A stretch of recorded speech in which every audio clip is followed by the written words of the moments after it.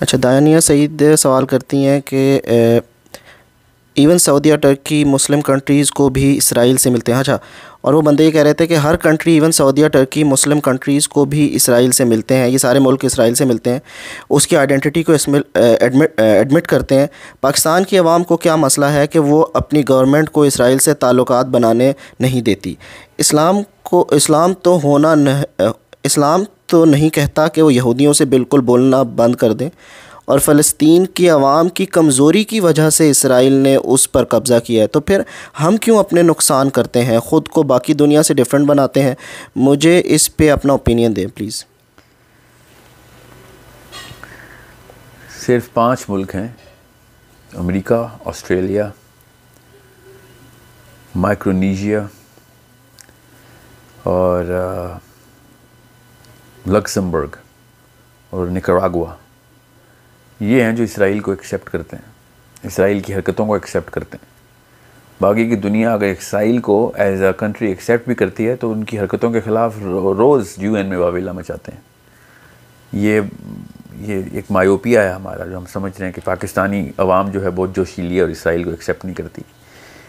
ये तो आपकी इस सवाल के उस हिस्से का मैं जवाब दे रहा हूँ कि ज़्यादातर लोग इसराइल को एक क्रिमिनल ही समझते हैं और कहते भी हैं, बरमला कहते हैं यूएन में। अगर अमेरिका वीटो ना करे तो बाकी की चारों जो है ना इस वक्त की सिक्योरिटी काउंसिल के मेंबर्स, वो इसराइल को punishable in the international court of justice हर साल डिक्लेयर करवाते हैं, मगर वो अमेरिका वीटो कर देता है उसको। तो ऐसे दहशतगर्द को क्या किसी ने उसके ख़िलाफ़ क्यों ना कोई बात की जाए।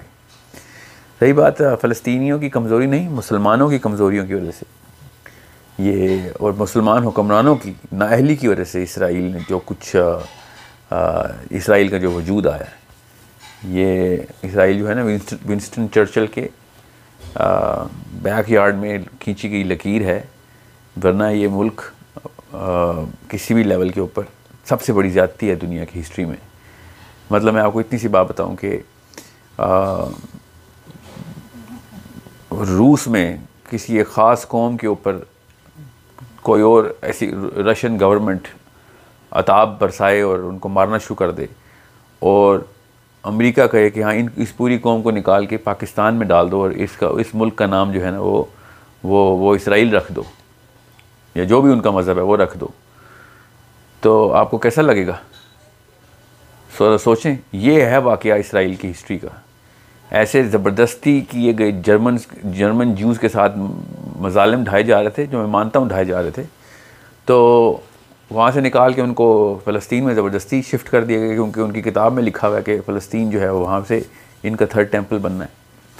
ये हिस्ट्री आप पूरी तरीके से पढ़ें, जिस तरीके से सेटलमेंट की गई है ना इसराइलियों की, जर्मनी से निकाल के और पोलैंड से निकाल के और ऑस्ट्रिया से निकाल के, ये तफसील से पढ़ें। मैं तो पढ़ के बता रहा हूँ आपको। ये अफवाह है जो पाकिस्तान में क्या दुनिया में फैलाई गई है कि फ़लस्तीनी अपनी लैंड बेच रहे थे। 13% ऑफ इनहेबिटेंट पैलेस्टाइन सिर्फ फ़लस्तीनियों के पास था। उन्होंने अगर फॉर एग्जांपल अपनी पूरी की पूरी ज़मीन फॉर एग्जांपल बेच भी दी थी, मैं अब लंबी तफसील में नहीं जाऊँगा वो कैसे बिकवाई गई थी, तो बाकी का जो 87% है वो क्यों उनको तोहफे में मिल गया। और अभी भी फ़लस्तीन का वो वाला हिस्सा जहाँ पे इन्होंने लेटेस्ट सेटलमेंट किए हैं, उसके पीछे उन्होंने क्या केस किया कि ये चूँकि फ़लस्तीनी यूज़ नहीं कर रहे थे, इसलिए हमने यहाँ पे एक रेजिडेंशियल एरियाज़ बनाना शुरू कर दिए। ये इनके केसेस हैं। ये तो मैं आपको एक सियासी पस मंज़र बता रहा हूँ। जो रिलीजियस थियोलॉजिकल फ़िलासफ़ी है हमारी, उसके लिहाज से तो किसी भी लेवल के ऊपर इन लोगों को किसी भी लेवल की रिकग्निशन देना वो एक गुनाह कबीरा है। इस लेवल का दहशतगर्द है। मैं तो इसके ऊपर 10 घंटे का सेशन कर सकता हूँ। मेरी तो रिसर्च इस खित्ते के ऊपर सबसे ज़्यादा है। दीज पीपल जैसे हमारे मोहम्मद अली जिन्ना है ना, इस तरह इनका जो थियोडोर हर्ट्ज़ल है, उसके आप ज़रा फ़लसफ़े पढ़ें। वो भी वकील था हमारे जिन्ना साहब की तरह। हमारा जो जिन्ना साहब का फ़लसफ़ा था, उस अल्लाह ताला उनके दर्जात बुलंद करे। ज़रा सोचें किस तरीके से मुल्क बनाया जाता है, और ज़रा सोचें उस बंदे ने किस तरीके से मुल्क बनवाया अपना। तो और दूसरा, किसी भी मामले, किसी भी मौके के ऊपर शक में मत रहिएगा।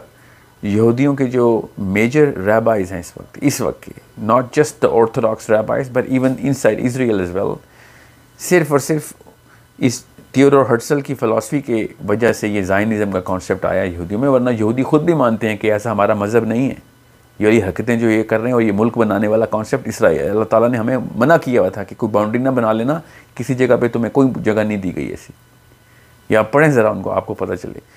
बहरहाल अभी रही बात, हम यहूदी तो नहीं, हम तो मुसलमान हैं। तो सोचें कि अगर रूस की कौम को या किसी भी कौम को, स्पेनिश कौम को उठा के इस्लामाबाद और लाहौर में सेटल कर दिया जाए ज़बरदस्ती, और उसके साथ अमेरिका की पूरी सियासी क़ुव्वतें आके आहिस्ता आहिस्ता 18 साल के अंदर लाहौर इस्लामाबाद से शुरू होकर पूरे के पूरे पाकिस्तान पे काबिज़ हो जाएं, और हमारे पास सिर्फ़ और सिर्फ एक सखर रह जाए या कराची रह जाए, तो फिर क्या हालात होंगे? कौन क्या फ़लसफ़ा होगा जिसकी बिना के ऊपर हम इन लोगों को रिकग्नाइज़ कर रहे होंगे? This is a shameful event. The creation of the very foundation of Israel is the most shameful event in the history of humanity and the history of theology and the history of Islam as well. So इस बारे में किसी शक में मत रहिएगा। Whoever is supporting कि Jerusalem को मान लें कैपिटल, उसको तो फ़लसफ़ा पहुंचा ही नहीं, इंसानी फ़लसफ़ा ही नहीं पहुंचा। इस्लाम में तो चल हमें पता है दाखिल नहीं होते सियासतदान, तो उनकी सियासत ही ख़तरे में आ जाएगी, ब्यूरोक्रेसी उनसे पीछे हट जाएगी अगर उन्होंने अल्लाह रसूल की बात के ऊपर इसराइल को कुछ कहा। Why do you think main stream सियासतदान इसराइल की बात नहीं करते? बिकॉज उनको पता है ब्यूरोक्रेसी जितनी भी है वो जिसके पेरोल के ऊपर है, वो उन्होंने उसको सपोर्ट करना बंद कर देना, सेनेट में वोट नहीं मिलना। सो इस बारे में मत मैं I don't want to go into, as I said I can go in for long this is I think I've answered your question about what kind of a despicable and hostile this concept of Israel is. I personally don't accept, I don't even want to talk about, say मुझे नाम लेते हुए भी शर्म आती है Israel की। ये एक घिनौना तरीन जुर्म है जो ये पिछले 1000 साल में सबसे घिनौना जुर्म जो हुआ है दुनिया की हिस्ट्री में, वो यही हुआ है।